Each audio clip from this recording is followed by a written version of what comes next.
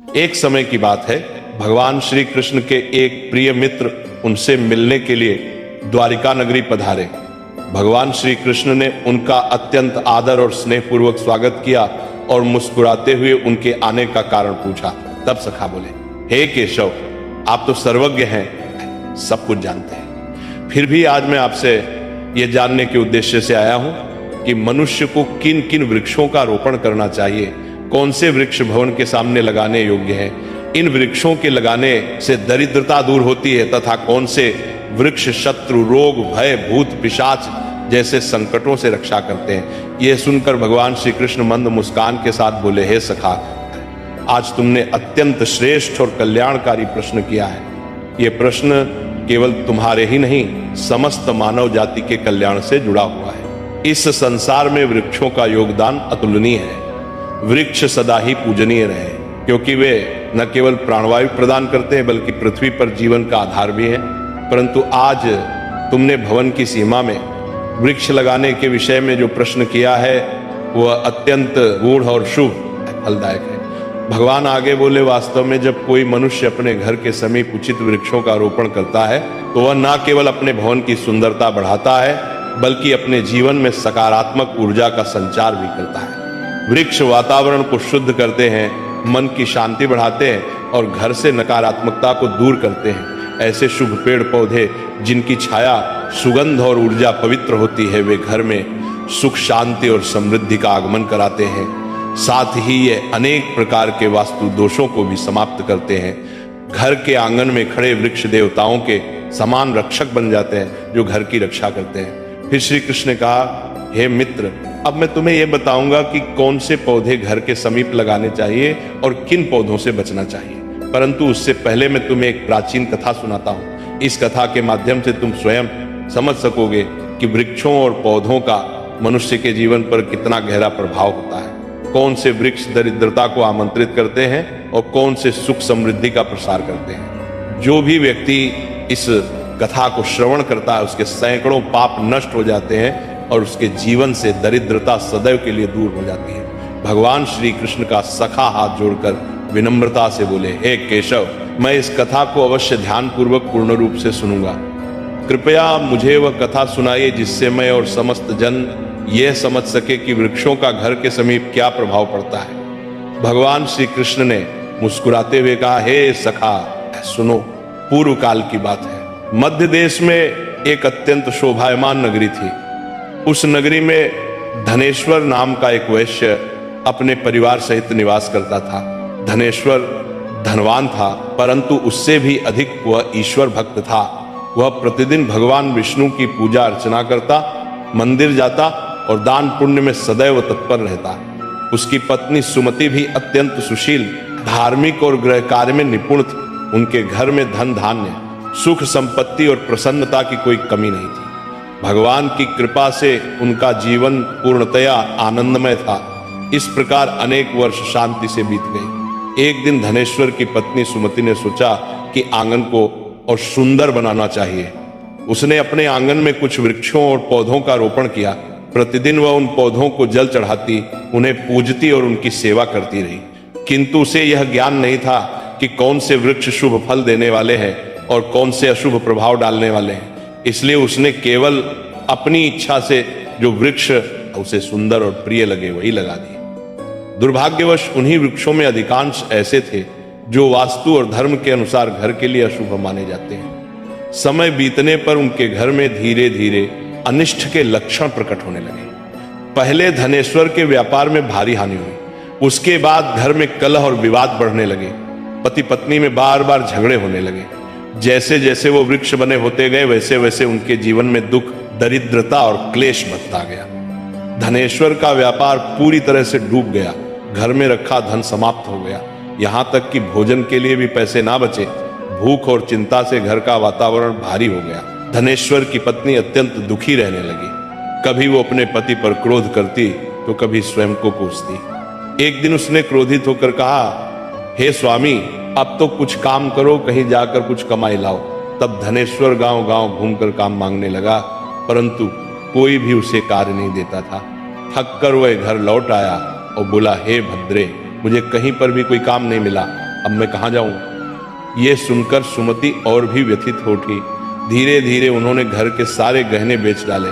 जो थोड़ा बहुत अन्न प्राप्त हुआ उसी से उन्होंने कुछ दिन पेट पाला, परंतु अब उनके पास कुछ भी नहीं बचा। इस प्रकार केवल अशुभ वृक्षों के रोपण के कारण वह परिवार जो कभी समृद्धि और आनंद का प्रतीक था, पूर्णतया दरिद्रता और दुख में डूब गया।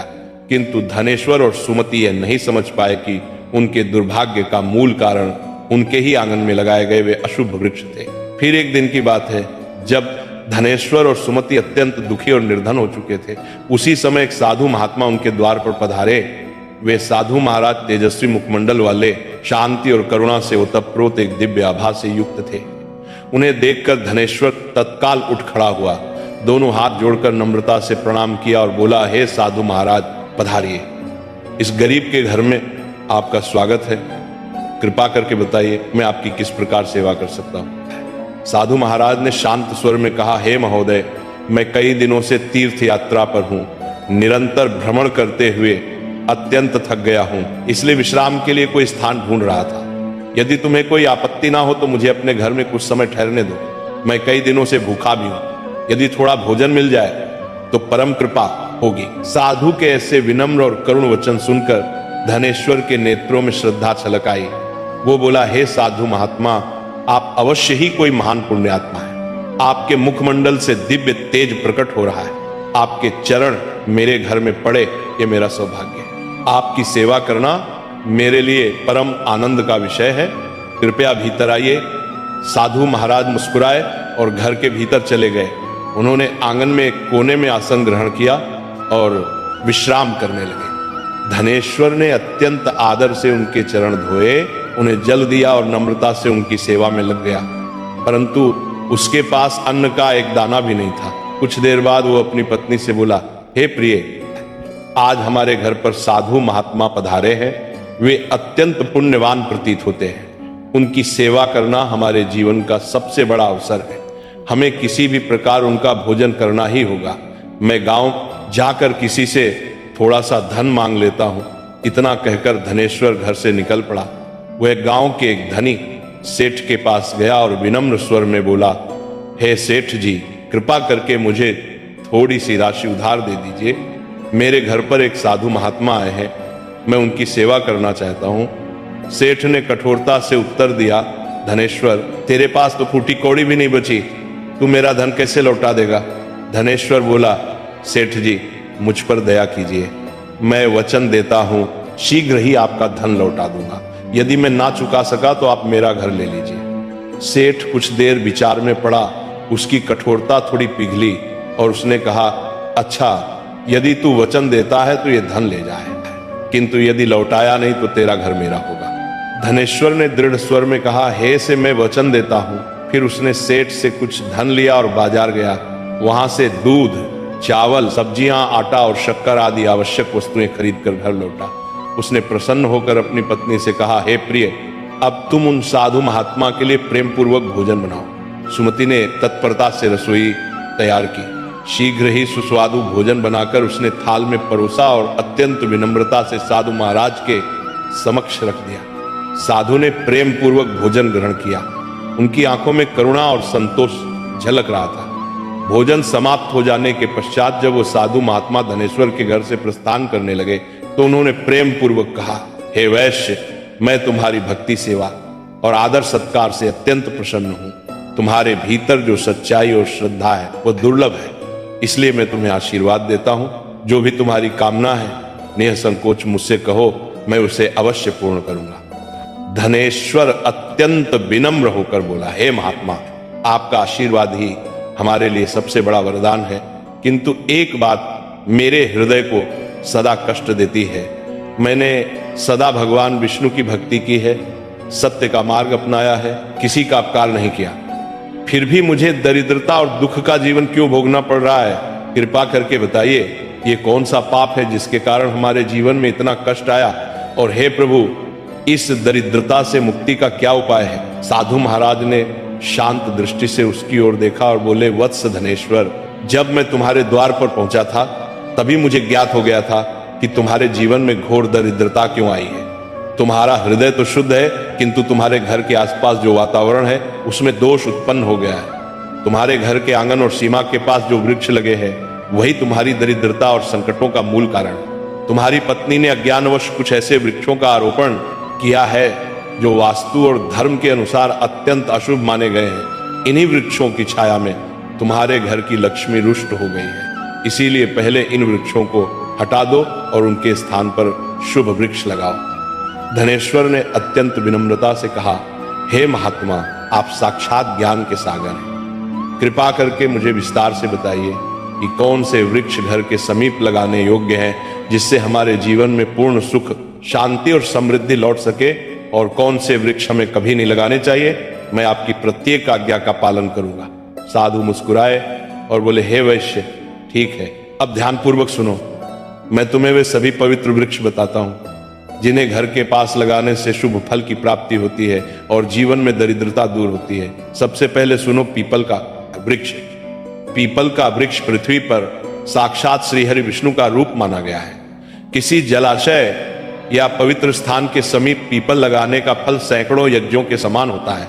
जब पीपल के पत्ते उस जल में गिरते हैं तो वे पिंड के समान होकर पितरों को तृप्त करते हैं और सभी प्रकार के पितृ दोष समाप्त कर देते हैं। जो मनुष्य प्रतिदिन स्नान के पश्चात पीपल का स्पर्श करता है वह पापों से मुक्त होकर सदैव विजय प्राप्त करता है। पीपल को स्पर्श करने से लक्ष्मी की कृपा प्राप्त होती है और उसकी प्रदक्षिणा करने से आयु में वृद्धि होती है।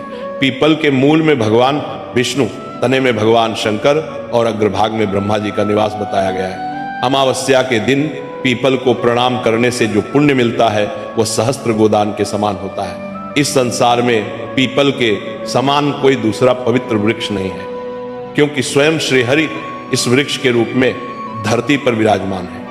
जो व्यक्ति पीपल को काटता है या उसकी शाखा तोड़ता है वो महान पाप का भागी होता है और एक कल्प तक नरक में यातना भोगता है। इसलिए हे वैश्य, पीपल की सेवा करो, उसे जल दो और कभी हानि मत पहुंचाओ। ये वृक्ष धन, संपत्ति और सुख का स्रोत है। साधु ने कुछ क्षण रुककर कहा, सुनो, दूसरा वृक्ष आंवले का वृक्ष। आंवला समस्त लोकों में पवित्र और शुभ माना गया है। इसे अमृत फल कहा गया है। आंवला लगाने और उसकी पूजा करने से मनुष्य जन्म मृत्यु के बंधन से मुक्त होता है। यह वृक्ष भगवान विष्णु को अत्यंत प्रिय है। जो व्यक्ति प्रतिदिन आंवले का सेवन करता है या उसकी छाया में बैठकर ध्यान करता है उसके सभी पाप नष्ट हो जाते हैं।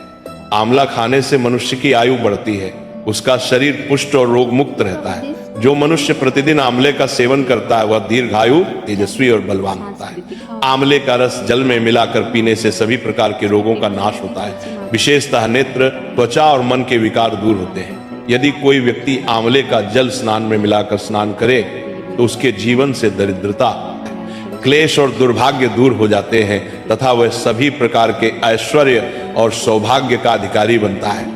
जिस घर में आंवला सदा विद्यमान रहता है वहां पर दैत्य, राक्षस और नकारात्मक शक्तियां कभी प्रवेश नहीं करती। एकादशी के दिन यदि आंवले का दर्शन या सेवन किया जाए तो मनुष्य को वह पुण्य प्राप्त होता है जो समस्त तीर्थों के स्नान से भी अधिक होता है। अपने केशों में आंवले का प्रयोग करने वाला मनुष्य दीर्घायु होता है और उसे मृत्यु के पश्चात पुनः इस नश्वर लोक में जन्म नहीं लेना पड़ता। जिस घर के द्वार या आंगन के पास आंवले का वृक्ष होता है वहां साक्षात श्री लक्ष्मी नारायण का निवास माना गया है, क्योंकि वह स्थान पवित्र, समृद्ध और शांति से भरा रहता है। अब सुनो साधु, तो आगे बोले। तीसरा शुभ वृक्ष है अशोक का वृक्ष। इसके नाम में ही शोक का नाश निहित है। अशोक वृक्ष में अप्सराओं का निवास कहा गया है। यह वृक्ष शोक, निराशा और दुख को नष्ट करने वाला है। जिस घर के पास अशोक वृक्ष होता है वहां सदैव सुख, शांति और सौंदर्य बना रहता है। यह वृक्ष मन को शीतलता और हृदय को प्रसन्नता प्रदान करता है। देवी लक्ष्मी ने स्वयं कहा है कि अशोक के समीप निवास करना उन्हें अत्यंत प्रिय है, क्योंकि यह वृक्ष घर के वातावरण को पवित्र और सौभाग्यवर्धक बनाता है। जब देवी सीता माता रावण द्वारा लंका ले जाई गई तब उनका निवास अशोक वाटिका में हुआ था। अशोक के वृक्षों ने उस कठिन समय में माता सीता को छाया, शांति और धैर्य प्रदान किया था। इसलिए माता सीता ने इस वृक्ष को यह वरदान दिया कि तो जहां भी अशोक का वृक्ष होगा वहां मेरा आशीर्वाद और देवी लक्ष्मी का निवास सदा रहेगा। इसलिए अशोक का वृक्ष कर को वृक्ष घर के समीप लगाने से घर में शांति, सौभाग्य और पारिवारिक प्रेम बना रहता है। चौथा वृक्ष सुनो, पाकड़ का वृक्ष। यह वृक्ष अत्यंत पुण्यदायी माना गया है। जो मनुष्य पाकड़ का वृक्ष लगाता है वह महायज्ञ के समान पुण्य प्राप्त करता है। विशेषता कलयुग में जब यज्ञ, तप और दान करना कठिन हो जाएगा, तब केवल एक पाकड़ का वृक्ष लगाना ही सैकड़ों यज्ञों का फल देने वाला होगा। इस वृक्ष की छाया में देवता निवास करते हैं और इससे परिवार में स्थिरता, सम्मान और समृद्धि आती है। पांचवां वृक्ष है नियम। नियम का वृक्ष। यह वृक्ष सूर्य देव को अत्यंत प्रिय है। जो व्यक्ति अपने घर के सामने आंगन में नीम का वृक्ष लगाता है वह नाना प्रकार के रोगों से मुक्त रहता है। नीम की वायु और पत्तियां वायु, जल और शरीर को शुद्ध करती है। यह वृक्ष दीर्घायु और आरोग्य प्रदान करने वाला है। माँ लक्ष्मी को नीम के पत्ते अत्यंत प्रिय हैं, इसलिए वे ऐसे घर में निवास करती हैं जहां नीम का वृक्ष आरोग्य प्रदान करने वाला है। नीम के नीचे तुलसी का पौधा लगाने से वह स्थान देवालय के समान पवित्र हो जाता है। जिस घर के द्वार पर नीम का वृक्ष होता है वहां धन संपत्ति का अभाव कभी नहीं रहता। अब सुनो, छठा वृक्ष जामुन का वृक्ष। जो व्यक्ति कन्या की प्राप्ति की कामना करता है उसे जामुन का वृक्ष अवश्य लगाना चाहिए। यह वृक्ष सौभाग्य और कुल वृद्धि का प्रतीक है। जिस घर के समीप जामुन का वृक्ष होता है उस घर में कन्या जन्म लेती है, जो कुल का गौरव बढ़ाती है और घर में सौभाग्य, प्रेम और सुख का विस्तार करती है। अब सातवां वृक्ष है बेल का वृक्ष। यह वृक्ष स्वयं भगवान शंकर का प्रतीक है। बेल के 3 पत्र त्रिदेवों ब्रह्मा, विष्णु और महेश का स्वरूप माने गए। बेल के वृक्ष में भगवान शिव का निवास है और गुलाब के पौधे में देवी पार्वती का। इसलिए यदि कोई व्यक्ति बेल के वृक्ष के पास गुलाब का पौधा लगाता है तो उसे शिव पार्वती दोनों का आशीर्वाद प्राप्त होता है। ऐसे घर में कभी दुख, दरिद्रता या रोग का निवास नहीं होता। वहां अकाल मृत्यु होती है, न कोई स्त्री विधवा बनती है। आठवां वृक्ष नारियल का पेड़। नारियल का पेड़ अत्यंत शुभ और पवित्र माना गया है। यह देवताओं का प्रिय वृक्ष है और किसी भी धार्मिक अनुष्ठान में इसके बिना पूजा पूर्ण नहीं मानी जाती। घर के आंगन में नारियल का वृक्ष होने से घर में सदा शुभता, मंगल और उन्नति बनी रहती है। ऐसा घर समाज में सम्मान प्राप्त करता है, उसके सदस्यों की प्रतिष्ठा बढ़ती है और वह सदैव सौभाग्य का वास होता है।